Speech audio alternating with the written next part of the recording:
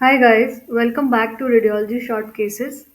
Today also I have an interesting case of CECT abdomen. So I am going to scroll the images slowly.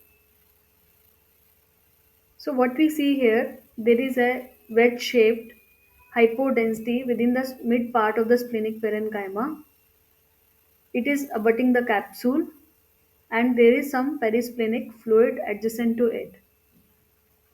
Though the spleen is not enlarged here, also if you look carefully over the splenic vessels, they are patent.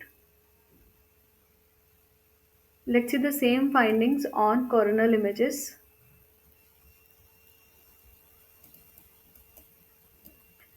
Again, we see the wedge-shaped hypodensity abutting the splenic capsule and involving the part of the splenic parenchyma with some perisplenic fluid and mild thickening of the left hemidiaphragm. The left hemidiaphragm is elevated compared to the right.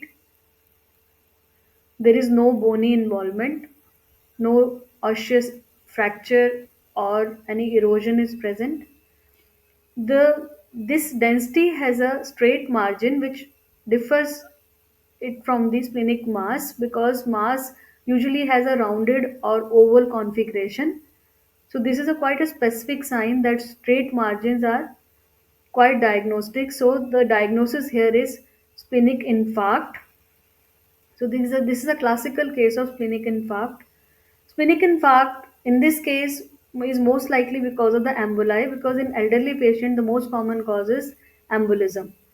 Also if there is any hemoglobinopathy then also it can lead to splenic infarct.